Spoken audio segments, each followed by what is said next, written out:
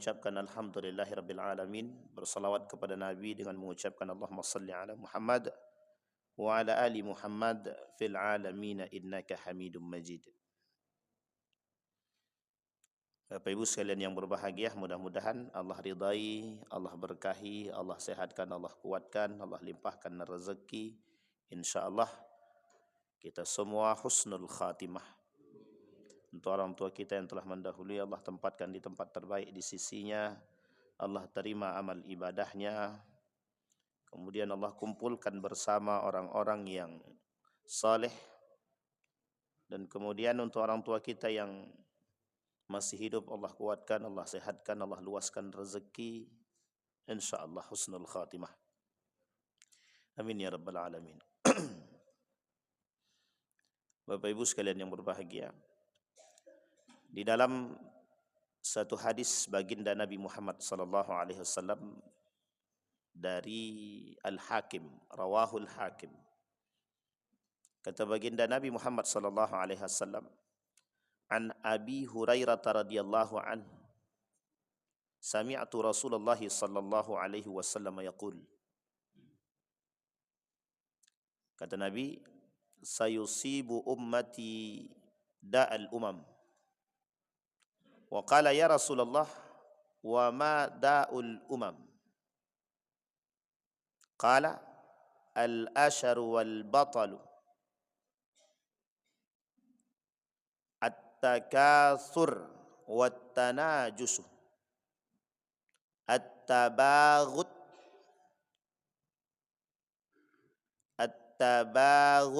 wat takhasum, hatta yakuna al-baghi. Kata Nabi, umatku di akhir zaman terjangkit 6 penyakit yang itu dulu menjangkit pada orang-orang yang sebelum mereka. Yang pertama kata beliau, al-ashar wal batal, al-kufru min ni'matillahi wal israfu bih. Orang-orang yang kufur akan nikmatnya Allah dan orang-orang yang berlebihan atas nikmatnya Allah. Yang ketiga, at-takatsur wat tanajus.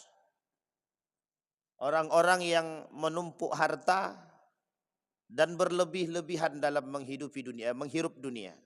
Wat tanajus fid dunya. Yang kelima, at-tabaghut, saling membenci antara satu dengan yang lain. Wat tahasud, saling iri. 6 hal.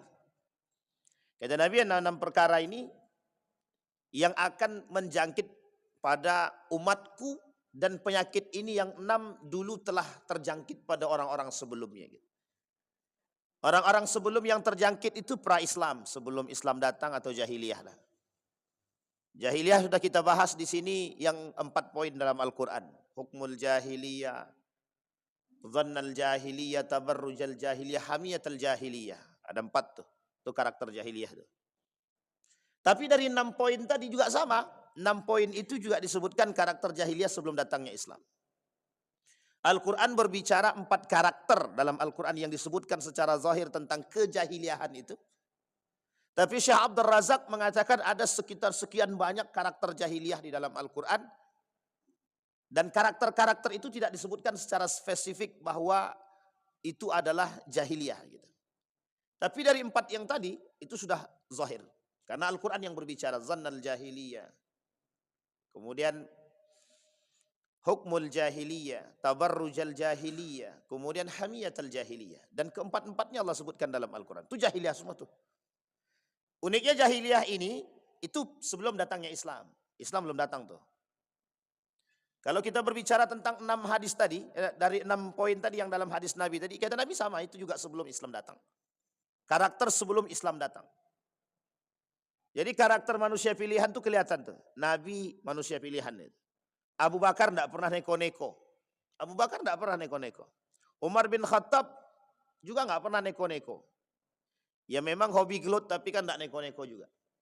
Umar bin Khattab tidak pernah mabuk dia. Umar bin Khattab itu karakternya memang baik dari sebelumnya. Utsman bin Affan bukan pemain judi dia. Bukan pemain perempuan. Ya kaya memang kaya ada. Apalagi Ali bin Abi Thalib. Karakter bapaknya Abu Thalib itu dikenal. Abu Thalib, Abdul Muthalib itu dikenal sebagai orang yang betul-betul baik. Jadi keluarga Abdul Muthalib itu satu keluarga itu orang baik semua. Orang baik semua. Sehingga menurun kan, menurun karakter itu. Jahiliyah itu pada masanya itu karakter yang tadi disebutkan oleh Nabi. Yang pertama orang-orang yang kufur dengan nikmatnya Allah. Sebenarnya bukan kufur dengan nikmat Allah karena memang mereka tak pernah bersyukur. Ya karakternya begitu memang. Ya kaya karena memang belum ada tolak ukur gitu. Yang jelas kami kaya ya sudah, kami punya kuasa. Gitu. Kalau dia sudah kaya ya sudah punya kuasa. Sehingga Bapak Ibu, di dalam satu pandangan para ulama itu, setidaknya ada 4 poin kehancuran satu negeri, tanda dekatnya kehancuran satu negeri. Jadi ada sekitar 4 sampai 5 poin.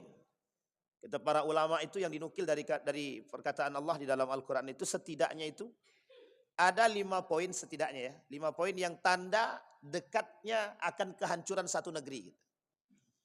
Itu kan lumayan juga itu kalau bicara tanda dekatnya kehancuran satu negeri itu. Salah satu di antara 5 poin itu, satu di antaranya ada namanya orang kaya yang durhaka gitu. Kalau bicara orang kaya mesti kaitannya dengan harta kan gitu. Kaitannya dengan harta. Tapi subuh hari ini kita tak berbicara pada aspek itu. Karena orang sudah paham tuh. Karena di dalam Islam itu sudah jelas kenapa sebabnya runtuh peradaban Islam. Dan kita sampaikan jauh-jauh hari di sini. Islam itu runtuh dengan berbagai macam aspek. Salah satu di antaranya sebab kata Nabi cinta terhadap dunia kan. Itu sebabnya. Sebab yang zahir. Ada faktor internal dan faktor eksternal dan faktor internal. Eksternalnya adalah negara-negara yang memang tak suka dengan Islam. Dan sampai sekarang kita rasakan itu. Orang-orang yang tak suka, negara-negara yang tak suka dengan Islam itu. Dan itu sudah disampaikan Nabi dalam isyarat hadisnya. Negara-negara Islam yang ditundukkan oleh Eropa menjadi jongos mereka. Dan itu zahir, jelas. Dan di hadapan mata kita hari ini, ada satu video itu sangat tenar sekali sekarang. Berseliweran kemana-mana. Video lucu yang dibuat oleh orang Yaman tentang kasus negara-negara yang tunduk terhadap Eropa. Itu salah satu di antaranya ada beberapa negara-negara Islam itu seperti Dubai dan lain sebagainya. Ya tidak bisa kita pungkiri. Ini masa ketika itu disebut dengan sebagai inhitatul Islam. Turunnya Islam. Tapi marwah Islam itu tidak pernah redup. Marwahnya Islam tidak pernah redup. Sehingga kita perlu memahami yang harus kita pikirkan sekarang itu bagaimana strategi kemudian untuk membangkitkan peradaban Islam itu sendiri. Itu yang pertama. Yang kedua, kata para ulama, bagaimana model untuk membangkitkan kembali semangat juang para orang-orang muslim dan mukmin ini. Yang ketiga, Islam pernah berada pada posisi kejayaan yang sangat panjang. Sehingga orang barat, filsafat, ahli filosof, para filsafat atau orang filosof barat itu tidak mau mengakui masa keemasan Islam kan begitu. Itu tidak mau mereka mengakui. Nah Bapak Ibu, di dalam proses ini kita kembali merujuk kepada sejarah bagaimana model kebangkitan Islam itu pada masanya. Kita ambil contoh yang paling fenomenal itu sejarahnya adalah Perang Salib ya, Perang Salib. Perang Salib itu fenomenal sangat Pak, sangat fenomenal sekali karena memang Salahuddin Al-Ayyubi manusia yang punya prestasi gemilang saat itu. Maka kata para ulama, kapan nih Islam sekarang itu seperti Islamnya Salahuddin Al-Ayyubi? Kapan nih orang muslim sekarang itu seperti Salahuddin Al-Ayyubi? Nah, sekarang kalau kita rujuk kepada karakter Salahuddin Al-Ayyubi, kita rujukkan karakternya, Itu kalau kita tinjau dari hadis yang tadi, itu ke 6 poin itu tidak ada di situ, Pak. 6 poin tadi tidak ada. Yang di hadis Nabi tadi. Al-ashar wal batal, at-takatsur wat tanajus, at-tabaghut wat tahasud. Itu menjadi poin, Pak.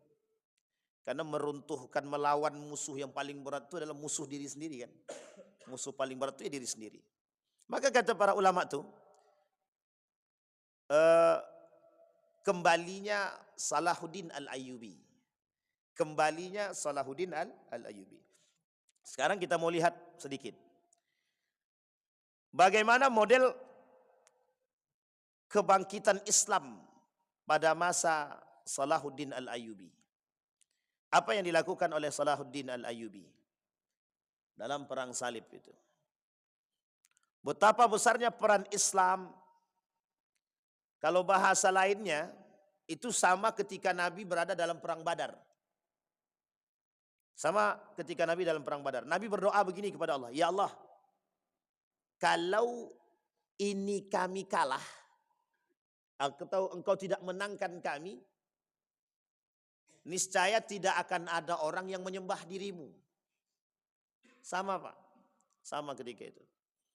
Dalam perang itu motivasinya sama. Islam ini tidak akan kembali berkibar jika memang tidak menang. Makanya disebut dengan perang fenomenal. Itu dalam sejarah sangat dicari. Dan fenomenal betul sejarah tentang Salahuddin Al-Ayyubi. Nah, Bapak Ibu sekalian yang berbahagia. Sekarang yang ingin kita sampaikan adalah begini. Kita ini Bapak Ibu sudah banyak menghadapi persoalan-persoalan itu. Dan saya sudah sampaikan dari awal sampai sekarang. Manusia munafik, pengkhianat dan lain sebagainya kita sudah sampaikan. Dan ini adalah inhitat dan karakter-karakter umat muslim di akhir zaman yang kita nampak. Sekarang apa strategi yang harus kita bangun? Untuk kembali menunjukkan, loh ini loh umat muslim. Yang pertama kata para ulama, kita rujuk pada Syekh Al-Malibar. Dalam kitabnya Irsyadul Ibad. Apa kata beliau? Satu hal yang harus ditumbuhkan dalam diri umat mukmin hari ini. Al-jihadu fi sabilillah. Jihad fi sabilillah. Nanti ada muara akhirnya Pak. Muara akhirnya jelas. Sekarang kita lihat posisi kalimat ini. Al-jihadu fi sabilillah, kata Dr. Adyan Husaini itu. Adyan Husain pakar pendidikan Islam. Kata beliau begini. Salah satu yang diharapkan oleh orang-orang Eropa yang harus mereka redupkan dan matikan kata dia, adalah al-jihadu fi sabilillah. Itu saking mengertinya kaum orientalis terhadap Islam. Saking mengertinya. Karena dalam hadis Nabi, ada 3 ibadah yang sangat baik. Sangat baik. Birrul walidain, al-jihadu fi sabilillah. Di antara 3 ibadah yang terbaik itu adalah, selain daripada berbakti kepada orang tua, yang terakhir itu ada namanya al-jihadu fi sabilillah. Jihad fi sabilillah. Makanya bahasanya sederhana Pak. Ketika umat Islam berkumpul rame-rame di Monas itu gempar dunia Pak. Bukan hanya Indonesia yang gempar, dunia gempar itu. Masa ia seorang Habib Rizik bisa mengumpulkan manusia ribuan bahkan hampir jutaan gitu. Di Monas dan berkumpul semua. Semua media itu menjadi sorotan. Apa kata media asing itu? Seorang Habib Rizik bisa menyuarakan satu suara. Dan apa yang ditakuti ketika itu? Satu saja. Kalau bicara jihad, habis tuh Pak, kata mereka gitu. Jadi di bahasa asing itu begitu. Ada ketakutan bahwa umat Islam itu bakal kembali. Kalau bahasa lainnya, rekonstruksi. Membangkit atau merubah kembali pola pikirnya umat muslim dan kembali mau jihad. Gitu. Karena jihad di sini banyak Pak. Jihad di sini banyak. Ada jihad yang paling besar di situ itu. Bagaimana kalau seandainya umat muslim ini mau berjihad, dia akan meninggalkan. Jika berani dan dia mampu meninggalkan urusan dunia dan kembali kepada akhirat demi kebangkitan Islam, selesai Pak. Duit itu tak bernilai sepeser pun Seberapa besar pun duit itu tak akan bernilai di hadapan matanya orang beriman. Sehingga ini yang diredupkan. Sekarang kita lihat dari sejarah Nabi. Islam mulai nampak kan dari zaman Nabi. Dari zaman Nabi sampai runtuhnya Turki Utsmani, semua di situ persoalan jihad. Persoalan jihad. Nabi perang. Perang itu untuk menyebarkan Islam. Dari posisinya sembunyi-sembunyi sampai terang-terangan. Itu semuanya jihad di situ, Pak. Jihad semuanya. Ketika Islam sembunyi-sembunyi, kata Umar bin Khattab, sudah tidak saatnya kita sembunyi-sembunyi. Sekarang terang-terangan. Umar masuk, kata para sahabat, dengan masuknya Umar, Islam kuat. Kata sahabat, Islam kuat. Karena sejalan dengan hadisnya Nabi. Islam ini akan diperkuat salah satu di antara dua tokoh. Abu Jahal, Umar bin Khattab. Maka masuk ke dalam Islam Umar bin Khattab dalam hadis ini ya. Umar bin Khattab masuk. Setelah Umar masuk, besoknya Umar ketok pintu. Saya Muslim, saya Muslim, saya Muslim. Mulai saat itu Umar bilang sama dari Darul Arqam. Apa kata Umar? Kepada Nabi, mulai hari ini kita tidak usah sembunyi-sembunyi. Terang-terangan, Pak.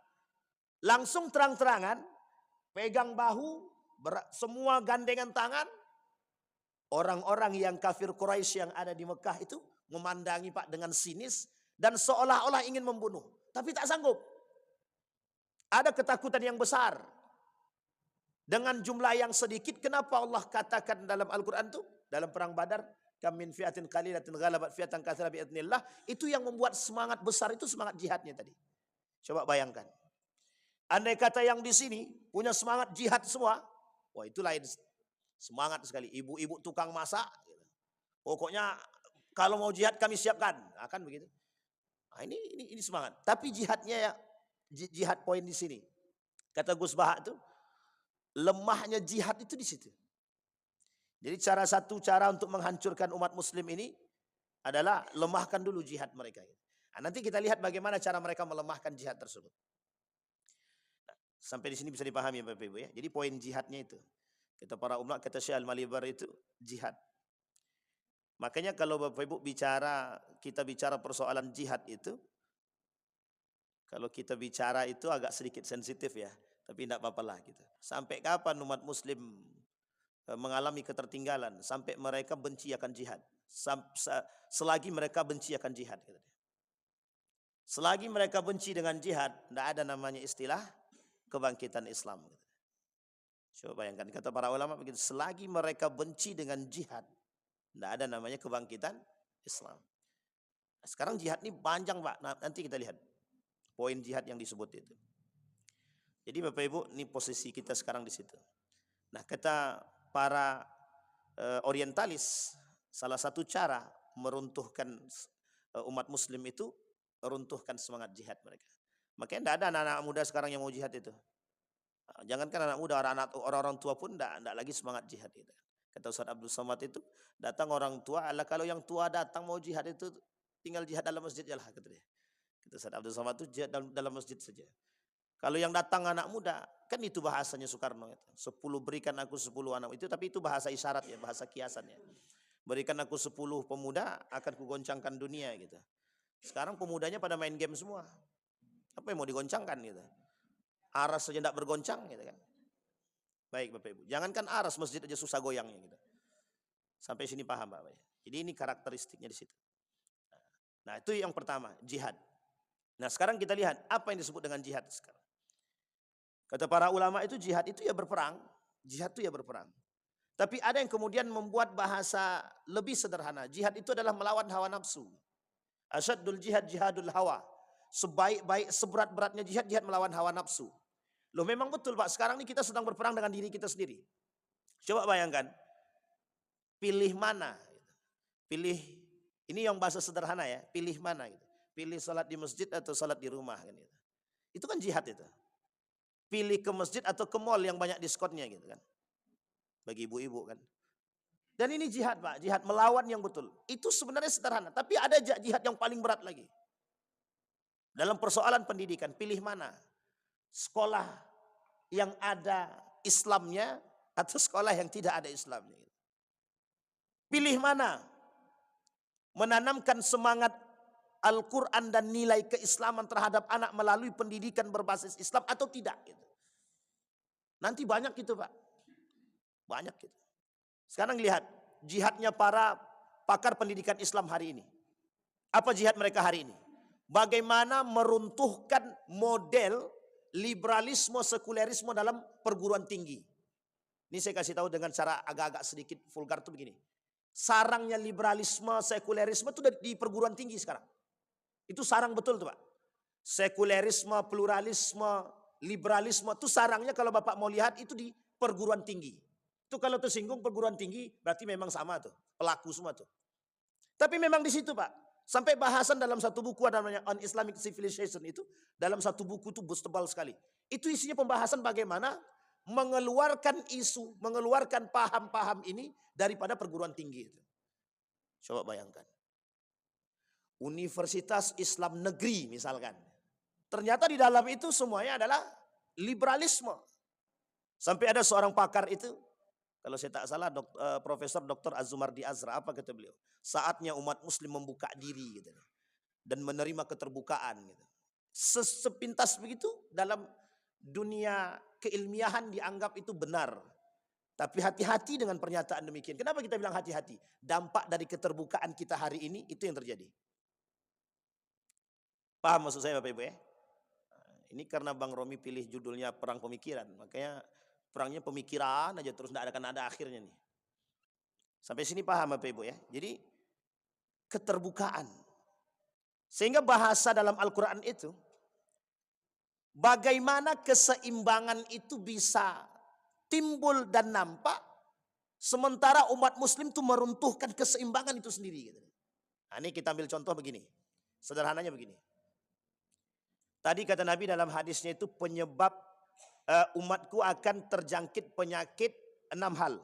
Satu diantaranya kata Nabi adalah mereka at-takatsur menumpuk-numpuk harta. Sekarang kita perhatikan Pak kalimat sederhana ini. Nabi bilang at-takatsur. Makna lain daripada at-takatsur itu bermegah-megahan. Makna lainnya adalah menumpuk-numpuk harta. Sekarang kita lihat. Ada orang yang suka menumpuk-numpuk harta, itu dorongannya apa? Ibu itu dah bilang nafsu dulu. Oke, ada yang lain Pak? Satu nafsu. Yang kedua, gengsi. Yang ketiga, tenang Bang Endar, tenang, aman. Yang ketiga FOMO, fear of missing out, ikut-ikutan. Ya sama kayak tadi lah tuh. Tahu ikut-ikutan maksudnya gitu. Wih, si A aja korupsi masa aku enggak gitu. Itu sama tuh bahasanya itu. Jadi sekarang itu bahasanya, ini bahasa yang terlambat menurut saya. Naturalisasi korupsi itu terlambat. Tahu Bapak Ibu naturalisasi, normalisasi. Maaf, bukan naturalisasi, normalisasi. Jadi semua kejahatan itu sekarang dinormalisasikan gitu. Normalisasi itu bagaimana? Dimaklumkan maksudnya gitu, dimaklumkan. Kita anggap begini, anggap di dalam Islam itu kan korupsi, maksiat, zina, riba, segala macam ini kan bagian luar daripada inti nilai daripada Islam. Nah, sekarang dinaturalisasikan gitu. Dimasukkan ke dalam Islam seolah-olah ini hal biasa di dalam Islam. Bahasa lainnya normalisasi lah gitu. Kata Anies Baswedan itu, sekarang nih kata dia semua itu dinormalkan. Yang bejat-bejat itu dinormalkan lah gitu. Dinormalkan tuh yang dulunya korupsi itu satu hal yang sangat menakutkan, biasa aja gitu. Ya sama begitu sekarang gitu. Makanya sekarang kembali kepada poin tadi, menumpuk-numpuk harta. Ada model gengsinya, ada karena nafsu dia, ada karena FOMO-nya gitu, ada karena tekanannya gitu, dan karena ada dorongannya dan lain sebagai aspek atau dampaknya. Pertanyaannya adalah, dalam model seperti ini, betulkah Islam mendorong orang untuk menjadi kaya dengan alasan seperti itu? Sekarang saya tanya, betul enggak Islam mendorong umat muslim untuk kaya dengan cara, mohon maaf, karena gengsi, karena ingin dipandang orang, karena ingin dilihat orang, karena ingin mendapatkan kemuliaan, karena tekanan?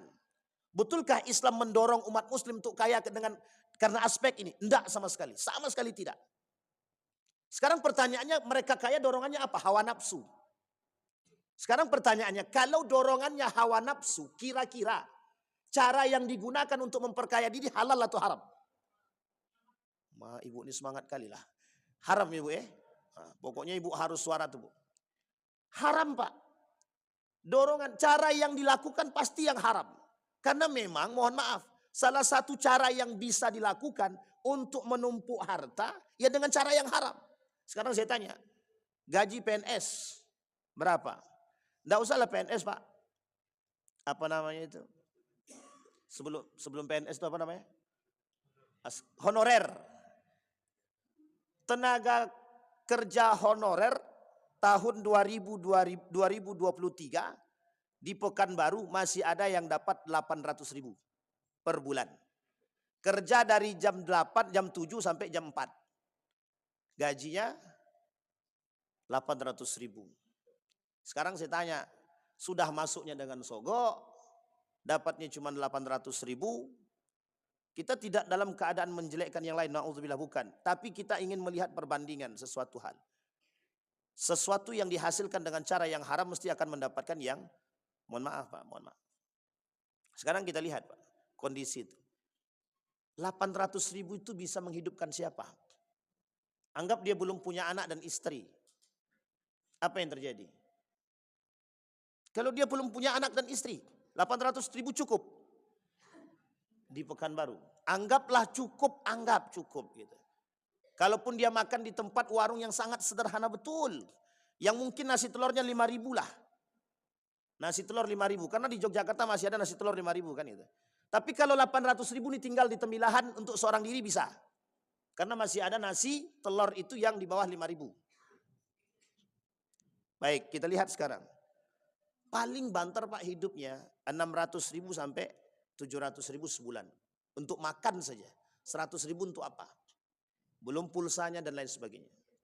Sekarang dia akan lakukan untuk menumpuk. Bagaimana caranya? Sekarang ada tenaga honorer dengan gaji 800.000 punya mobil. Ini logika berpikir Pak. Jadi mohon maaf. Apa yang akan kita, jangan suuzon, kita tidak suuzon Pak.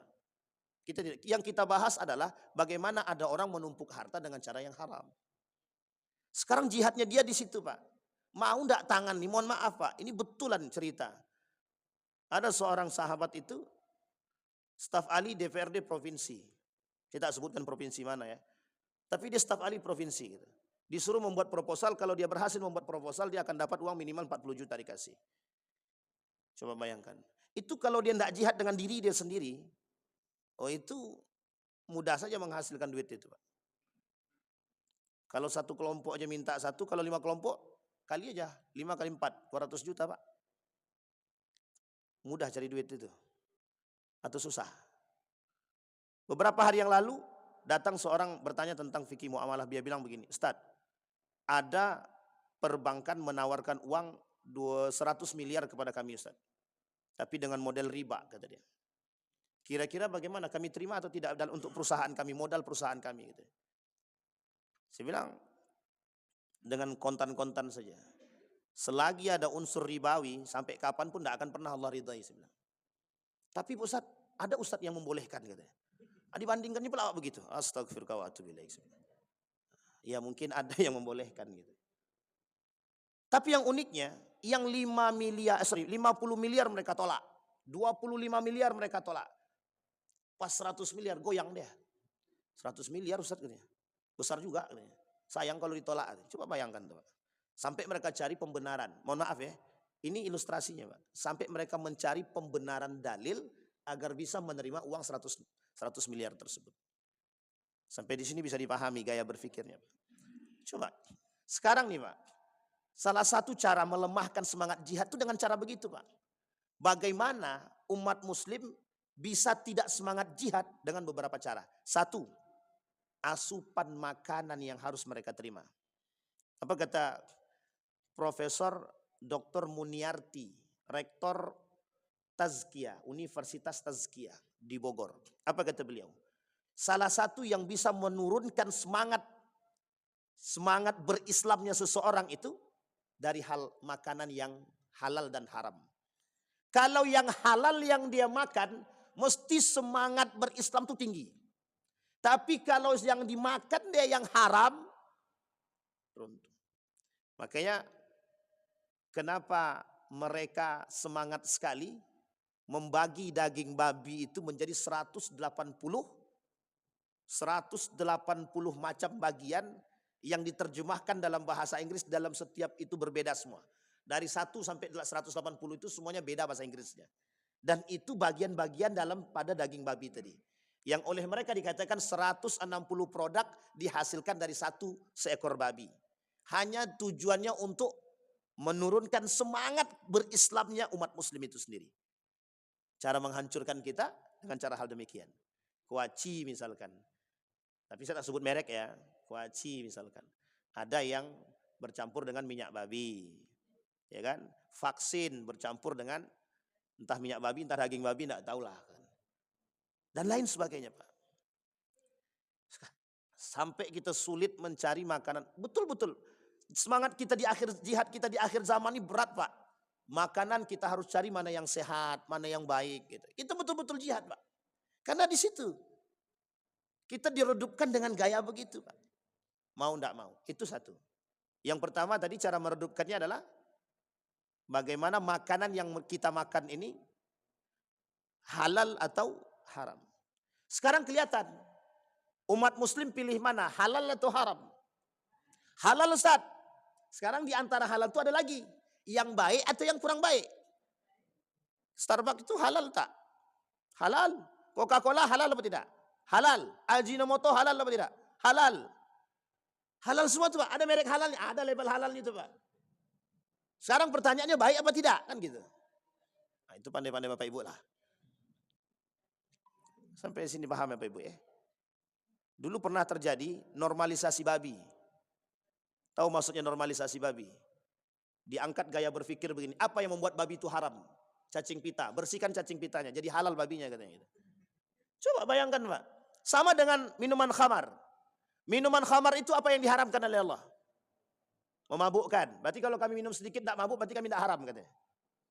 Sekarang saya tanya, mabuk minum khamar? Saya pernah diskusi dengan salah seorang mahasiswa, tapi mahasiswa ini pakar di bidang ahli baca kitab. Saya tanya, apa hukumnya minum khamar itu? Mabuk. Mabuk itu haram. Sekarang pertanyaannya apa ilatnya, apa masalahnya? Masalahnya pada mabuknya. Berarti kalau dia minum sedikit tidak mabuk bagaimana? Halal apa haram? Ya haram juga Ustaz, tapi dia nggak mabuk katanya. Iya juga ya. Ragu langsung mahasiswanya Pak. Itu yang dibuat mereka gaya berpikirnya kaum orientalis liberal itu begitu caranya. Sekarang pertanyaannya, mabuk enggak kalau minum sedikit? Enggak mabuk Ustaz. Berarti kalau enggak mabuk haram enggak? Kalau ilatnya adalah keharaman. Tapi keharaman khamar dan judi itu mutlak Pak. Haramnya itu ain dan secara zat juga sudah diharamkan. Jadi mau sedikit kayak mau banyak kayak mau judinya cuman jongkok kayak segala macam haram tetap itu Pak. Sampai sini paham Pak ya? Tapi kan kita dibawa berpikir begitu gitu. Nah orang yang melakukan perbuatan-perbuatan seperti ini, mohon maaf betul. Orang yang membuat perbuatan-perbuatan seperti ini, yang sudah zahir keharamannya, tapi kemudian mereka balik untuk bisa dihalalkan, itu mesti banyak makan yang haram-haram juga. Ada paling tidak. Sekarang kalau kita tanya, siapa di antara kita yang tidak pernah makan makanan hal yang haram? Bukan haram secara makanan, tapi mungkin bisa jadi haram secara pendapatan. Kan kalau kita bicara seperti ini Pak, ini kata Agim, perhatikan betul makanan yang engkau makan. Karena yang masuk ke dalam kita kalau kotor-kotor dia Pak, itu membahasakan ini yang susah. Sehingga kalau kita fikir-fikir, mohon maaf saya punya seorang kawan penghafal Quran. Apa kata beliau? Ustadz kasih saya kebetulan ngasih beliau sesuatu. Langsung ditanya sedetail mungkin Pak. Sebenarnya saya sangat risih ketika ditanya, tapi berpikir kembali Pak. Ustadz kasih saya ini dari mana? Duitnya dari mana? Kan kalau ditanya begini kan kita agak-agak gimana Pak? Tapi Ustadz mohon maaf Ustadz, ini Ustadz tidak ambil dari yang lain kan? Ini halal kan? Saya bilang ya Allah, saya bilang. Masih juga ragu dia gitu. Halal, tapi mungkin bisa jadi wajar Pak, wajar gitu. Saya tidak mau Ustaz sesuatu yang masuk dalam perut saya ini jangankan yang haram Pak, yang subhat dia nggak mau kata dia. Karena susah saya menghafal Quran kata dia. Coba bayangkan Pak jawaban dia. Kami susah menghafal Quran Ustaz kalau yang subhat itu masuk. Yang subhat masuk susah menghafal Quran. Gimana yang masuk yang haram? Itu yang subhat Pak. Paham ya, bisa dipahami Pak ya. Jadi jangan menormalisasikan sesuatu yang memang sudah tidak baik. Itu kenapa kita harus baikkan gitu. Apa kata beliau? Karena mohon maaf, yang makan yang haram. Kalau dalam hadis Nabi gini, orang yang memakan makanan yang haram, masrabuhu haram wa ma'kuluhu haram, wa libasuhu haram wa malbasuhu haram, anna yustajabalah. Allah tidak akan pernah terima tolak. Allah tidak akan pernah menerima doanya sama sekali, kata Nabi kan. Sekarang itu doa. Sekarang kita tinjau dari aspek itu. Bapak Ibu boleh cek itu. Boleh cek. Mau lakukan penelitian silahkan. Suruh orang-orang melakukan penelitian. Siapapun dia. Lakukanlah penelitian. Apa dampak daripada makan makanan yang haram? Mesti akan ditemukan Pak. Baik secara ilmiah ataupun non ilmiah. Orang yang memakan yang haram sulit bagi dia untuk menerima yang sifatnya baik itu sulit Pak. Orang yang memakan sesuatu yang haram. Yang sifatnya haram secara jenisnya, fisiknya. Apalagi dengan cara pendapatan yang haram. Tadi makanan kan, sekarang model pendapatan. Cara pendapatannya dengan cara yang haram. Sama, dia ada makanan yang haram karena makanan itu sendiri. Yang kedua ada makanan yang halal tapi jadi haram karena pendapatannya. Kemudian ada karena pekerjaan yang haram. Di akhir zaman itu kata Nabi, ada sekian banyak pekerjaan-pekerjaan yang menjadi haram. Menjadi haram, ingat kalimatnya menjadi haram. Artinya yang sebelumnya tidak haram bisa jadi haram. Jika ada aspek-aspek tertentu. Salah satunya notaris. Notaris itu bisa jadi haram kalau ada unsur keharamannya. Semua pekerjaan begitu. Kalau ada unsur keharamannya, pekerjaan tersebut bisa jadi haram. Kemarin ada yang bertanya begini, 2 hari yang lalu. Ustaz, kami buka usaha. Cuma pemodalnya bukan kami Ustaz. Ada orang yang punya modal banyak Ustaz. Tapi kami cuma melakukan saja. Sementara yang punya modal ini Ustaz, dia pinjam uang dan deposito uang di bank konvensional. Dia semuanya begitu aja pertanyaannya tuh. Saya bilang, nah, itu bagaimana itu Ustaz? Haram apa tak haramnya gitu? Kalau haram kami tinggalkan. Itu kalau langsung kita haramkan langsung ditinggalkannya Pak. Tapi apakah ulama langsung mengharamkan begitu? Tak Pak, tengok dulu. Yang bekerja ini bagaimana orangnya, karakternya nih. Yang bekerja ini. Itu ditinjau sedemikian Pak. Sampai ke akar-akarnya dilihat sama para ulama. Oh si fulan bekerja. Itu kalau sempat diharamkan pekerja-pekerja bank konvensional haram semua itu Pak. Tapi ulama tidak langsung mengharamkan demikian. Ada sebabnya. Itu yang ditinjau Pak. Begitu Islam tuh Pak. Cuma keberhati-hatian Islam terhadap sesuatu hal yang haram dan syubhat itu. Kata Ibnul Qayyim Al-Jauziyah itu syubhat itu mesti mengantarkan pada yang haram. Apa kata Nabi dalam hadis? Faman waqa'a fi syubhat waqa'a fil haram.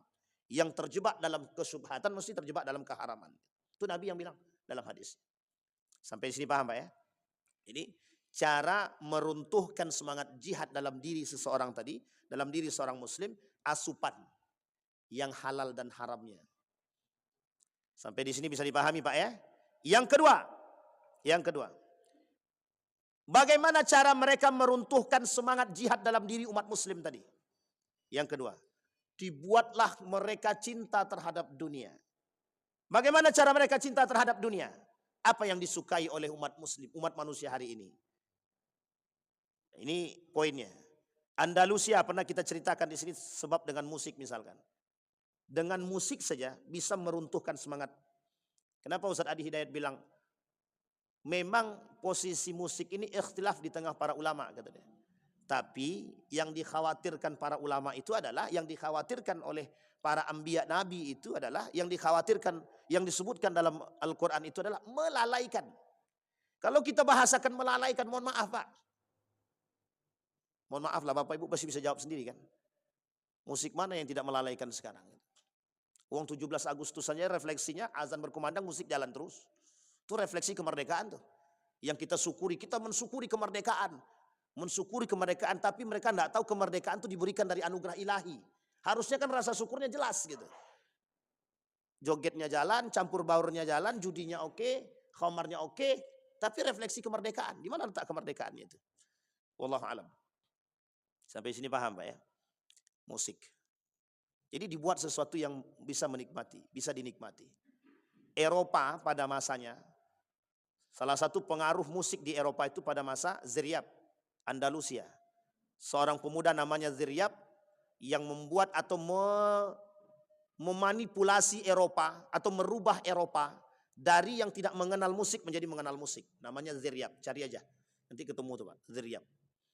Orang yang mengenalkan musik, semenjak saat dia mengenalkan musik kepada masyarakat Andalusia ketika itu, semua orang bermain musik. Dan semua, bukan semua, mayoritas mengenal musik. Dan mayoritas terlena dengan musik. Semua terlena dengan musik. Nah sekarang persoalan lagi paling sederhana lagi, ketika musik, halal enggak musik itu? Halal, maaf. Mubahkah? Mubah. Sunnahkah? Sunnah. Haramkah? Haram. Ini bukan persoalan musik itu. Jangan biarkan hukum tentang musik ini membuat atau menggeser pola pikir kita untuk jauh dari agama. Ya memang dasar kita tidak suka sholat, jangan jadikan musik itu sebagai alasan. Jangan jadikan hukum musik itu sebagai alasan.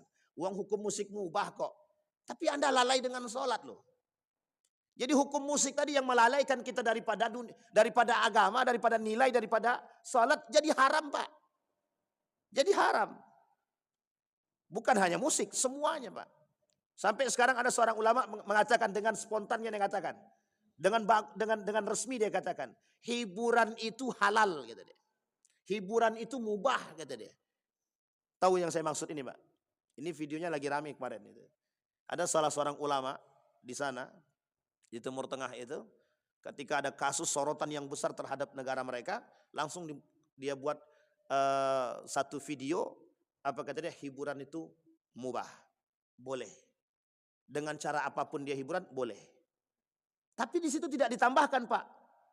Kalau bercampur laki-laki perempuan, kalau ada minuman khamar bisa dibolehkan atau tidak? Tidak disampaikan Pak. Karena keharaman sesuatu itu disebabkan karena dampak dan ada unsur yang diharamkan. Nah sekarang begitu Pak. Dibuatlah. Jadi sekarang ini seolah-olah hukum itu dijadikan pegangan karena mereka artinya mencari pembenaran di balik kemaksiatan yang dia lakukan. Na'udzubillah tsumma na'udzubillah. Memang musik itu ada yang menghukumi mubah. Tapi jangan jadikan kemubahan musik itu untuk kita bermaksiat kepada Allah. Kita jadikan alasan bahwa hukumnya itu mubah gitu. Memang kita pelaku maksiat. Sampai sini paham Pak ya? Ini gaya berpikirnya Barat begitu. Cara merutuhkan Islam. Itu dua. Yang cinta terhadap dunia. Sekarang kalau kita berpikir, mohon maaf. Hampir tidak ada yang tidak cinta terhadap dunia. Siapapun mereka. Pak, penyakit ini tidak kenal siapapun. Mau ustadz dia, mau ulama dia, mau manusia biasa dia. Bahkan ada yang lebih aman Pak. Kadang manusia biasa lebih aman daripada yang luar biasa. Paham maksud saya? Kadang orang yang tidak mengerti agama lebih aman, lebih terhindar dari penyakit ini ketimbang orang yang mengerti agama. Uniknya orang yang mengerti agama kadang-kadang menjadikan alasan agama, oh ini kan mubah, enggak apa-apa. Nah, kita ambil istilah gitu ya, istilahnya begitu. Oh minum khamar enggak apa-apa, yang penting 0, sekian kok. Orang enggak memabukkan kan biasa. Sehingga kita harus berhadapan dengan orang-orang seperti ini. Yang ketiga, yang melemahkan semangat jihad itu. Umat muslim bertikai dengan umat muslim itu sendiri. Umat muslim bertikai dengan umat muslim itu sendiri. Apa kata Syekh Ramadan Al-Buti dalam bukunya? Manil mas'ul an takhallufil muslimin. Kata dia, siapa yang bertanggung jawab atas runtuhnya, terkebelakangnya, atau rusaknya moral umat muslim hari ini? Kata Syekh Ramadan Al-Buti. Seorang ulama yang dibom. Apa kata beliau?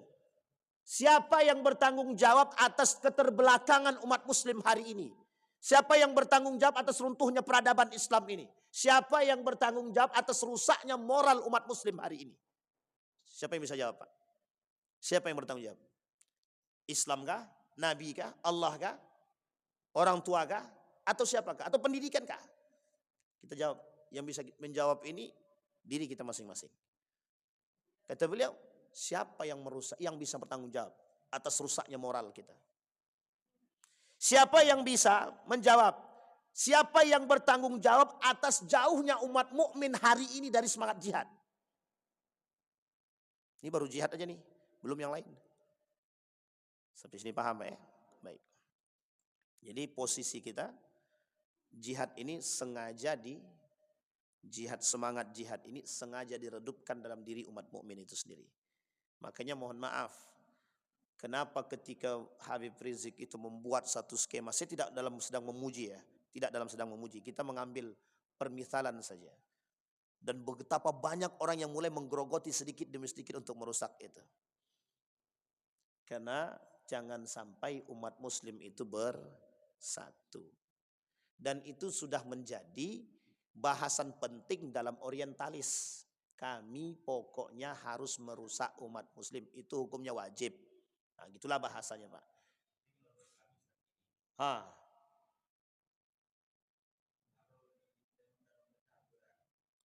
Jangan tengok catur. Catur itu bisa jadi haram itu nanti.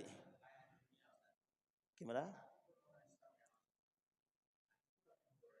Oh gitu. Iya. Semuanya kafir. Ya, percaturan dunia ya.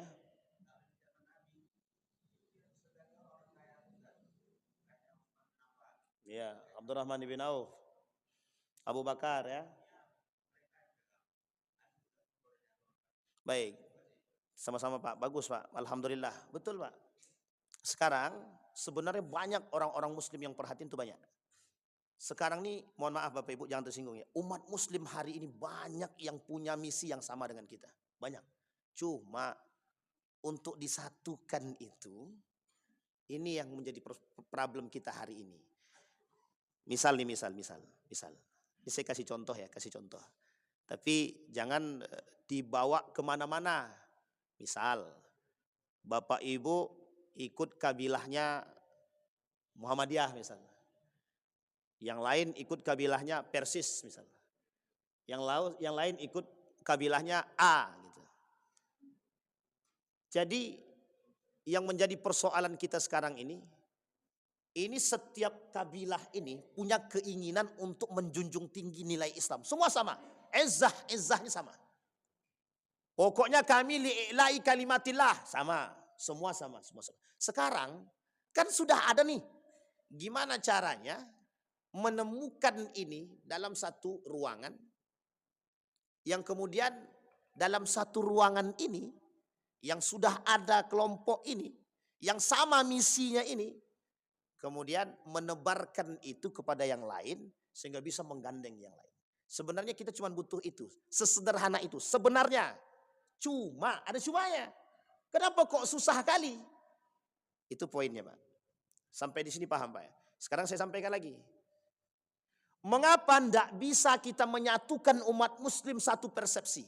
Itu kata beliau tadi dalam buku itu. Asbabul mutafarriqin. Sebab terpecahnya umat muslim kata beliau. Wal mukhtalifin. Al-ikhtilaf. Terpecahnya umat muslim itu ada banyak dampak, ada banyak sebabnya Pak. Satu di antara sebab tersebut kita ambil faktornya eksternal bukan internal. Dia ada faktor eksternal dan internal. Kita ambil faktor eksternal. Sampai kapanpun mereka tak akan senang kalau kita bersatu. Tak akan. Sampai sini paham ya Pak ya? Nah maka di sini Pak poinnya. Artinya yang saya ingin katakan kepada kita, Islam ini itu kalau kita tinjau dari sisi kebangkitannya, itu sebentar lagi Islam ini bangkit Pak. Kita ambil contoh. Kenapa saya bilang Islam ini akan bangkit? Karena sudah janjinya Allah kan. Sudah janjinya Allah akan kebangkitan Islam. Sudah janjinya Allah atas kemenangan atas Palestina. Sudah janjinya Allah kemenangan atas umat muslim hari ini. Itu sudah janjinya Allah. Kenapa kita katakan sudah janjinya Allah? Kita lihat Pak karakternya Pak. Pada masa baginda Nabi, Islam mulai berjaya. Berjayanya Islam karena persatuan. Persatuan Pak.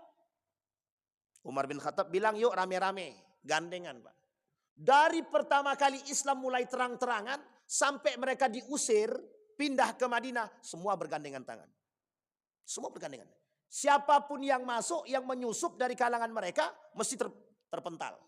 Karena masih kuat. Itu kan sedikit Ustaz. Jumlahnya. Kita ambil permisalan dulu. Salahuddin al-Ayyubi. Pada masa Umar bin Khattab. Mulai ekspansi keluar Pak. Umar bin Khattab. Keluar ekspansi. Islam dibanggakan. Izzah Islam ditegakkan. Semangat orang-orang berislam ketika itu jelas. Sampai sini paham ya? Tidak ada yang tidak, Pak.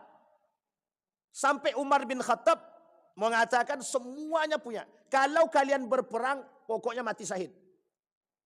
Sekarang kita nih kurang ya, menyampaikan kalimat mati syahid itu bagi penjihad itu. Orang udah takut mati semua, gimana? Tapi adakah cara yang lain yang bisa kita angkat? Ada. Ada cara yang lain. Ada, Pak. Peradaban, ingat Pak, satu hal yang harus kita pahami. Islam tidak akan pernah dihinakan. Karena Islam yang punya bukan kita. Yang punya Islam ini Allah. Islam pasti akan bangkit dan dijaga.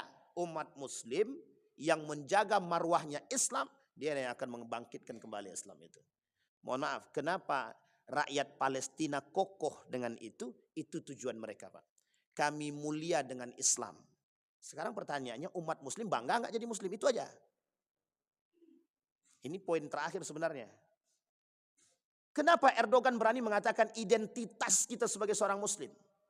Tidak bisa dilepaskan, Pak. Politik identitasnya Turki tidak bisa lepas, Pak. Apa kata masyarakatnya? Kami sudah capek dengan gaya seperti ini. Akhirnya Fethullah Gulen dengan Erdogan dalam partai pemudanya membangkitkan semangat politik identitas agama. Nah, sekarang pertanyaannya, politik identitas agama itu yang diruntuhkan? Pokoknya kita diruntuhkan dengan cara itu. Apapun caranya harus diruntuhkan. Nah sekarang yang harus kita lakukan apa? Umat Muslim itu sendiri. Kemana Anda bermuara, bagaimana caranya? Mulai dari rumah Anda masing-masing. Kata Agim penting, Pak. Mohon maaf, kata-kata Agim ini dari dulu sampai sekarang sejalan tuh, Pak. Kenapa saya bilang sejalan?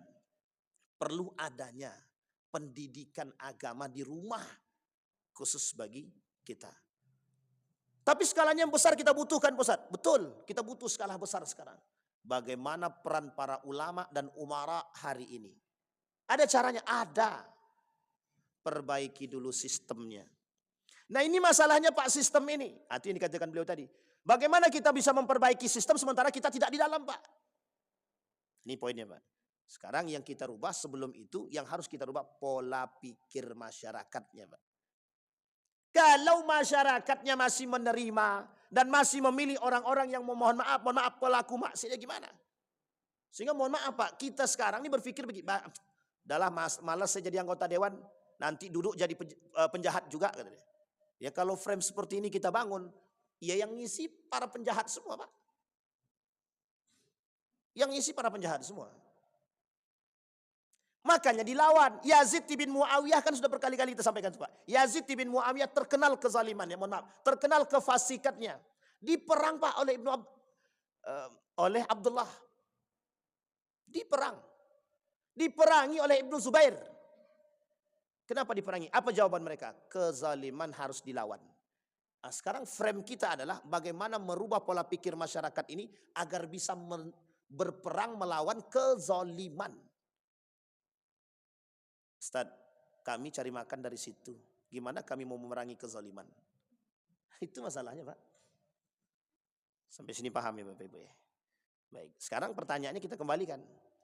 Apakah perkataan Nabi itu terbukti hari ini? Al-ashar wal batal, al-kufru min ni'matillahi wal israfu billah, wal israfu bih. Terbukti tidak perkataan Nabi orang hari ini kufur dengan nikmat Allah, orang yang berlebihan dengan nikmat Allah? Terbukti tidak hari ini orang-orang menumpukkan harta, orang-orang berlebihan dengan dunia, orang-orang yang saling membenci dan saling melakukan iri hati. Penyakit ini, Pak, yang tertanam dalam diri kita sekarang. Bagaimana caranya membersihkan penyakit ini dari diri kita dulu? Ini yang penting, Pak. Yang kedua yang harus kita lakukan selain daripada jihad, merubah kembali sistem pendidikan kita. Nah, ini, Pak, mohon maaf, ini kita sampaikan rekomendasi. Adyan Husaini, Hamid Fahmi, Zarkasi, Adnin Armas sudah dan lain-lain sudah merekomendasikan model pendidikan khususnya untuk pendidikan agama di sekolah-sekolah. Agar apa? Untuk merubah sistem pendidikan. Justru yang merekomendasikan ini, ya model pendidikannya nggak dipakai. Kenapa? Ya karena kita nggak punya posisi. Nah, jadi berarti kompleks penyakit kita ini serta optimisme. Jangan pesimis, tapi kita wajib optimis. Makanya kata yang dikatakan oleh guru saya tadi, kata beliau, coba mulai dari diri kita sendiri. Mesti akan ada. Perjuangan itu, kata Dr. Mustafa Umar itu, perjuangan itu tidak harus dinilai dalam waktu dekat. Anda berbuat hari ini, jangan berharap 10 tahun yang akan datang Anda petik, jangan. Berharaplah, tapi kalau bisa 10 tahun bisa kita petik itu lebih baik. Tapi maksud beliau, itu jihad itu di situ, Pak. Berbuat hari ini, dan jangan pernah berharap bahwa itu akan datang secepat mungkin, tapi teruslah berbuat karena kelak mesti akan terjawab. Itu dia, Pak, kata beliau. Jadi Ridwan, kata dia, sama saya waktu itu nasihatnya, berbuatlah sekarang. Mungkin baru bisa dijawab oleh Allah hasil perbuatan kita nih yang baik ini, mungkin pada generasi kita setelah kita, bisa jadi generasi setelahnya, kata beliau. Artinya jangan pernah berhenti berbuat. Nah, itu yang sekarang harus kita tanamkan dalam diri kita. Kita sekarang merubah pola pikir kita untuk yang baik, terus yang baik. Jangan pernah berpikir bahwa apa yang kita buat ini tidak ada hasilnya. Nah, sikap inilah yang sekarang ini ada dalam diri umat muslim. Seolah-olah kita merasa capek dengan apa yang kita buat daripada yang baik. Nah, inilah yang terjadi. Udahlah capek, toh umat muslim juga segitu-gitu aja, begitu-begitu aja. Itu yang terjadi, Pak. Mohon maaf. Mengapa Palestina kokoh meskipun dibombardir, taruhannya nyawa? Itu yang harus kita jadikan patokan hari ini, Pak. Mereka dalam keadaan lapar masih bisa bertahan, akidah masih aman, tidak berubah sedikit pun. Mengapa kita yang akidahnya jelas, kondisinya aman, kok bisa merubah akidah kita? Kok bisa kita rubah hukum kita? Kok bisa kita rubah? Karena perut kita sudah diisi dengan yang haram. Maka jangan pernah memasukkan sesuatu yang haram ke dalam perut kita, akan merubah pola pikir segalanya. Sampai di sini bisa dipahami Bapak Ibu ya? Dua hal. Nanti kita lanjut di pertemuan yang akan datang, poin-poin selanjutnya. Karena dua hal tersebut yang bisa untuk kita jadikan patokan untuk membangkitkan semangat atau kemudian peradaban Islam. Yang pertama jihad, yang kedua reformasi, bukan reformasi ya, rekonstruksi pendidikan. Yang pertama jihad, yang kedua rekonstruksi. Nanti insya Allah poin-poin selanjutnya kita sampaikan di pertemuan yang akan datang dengan izin Allah.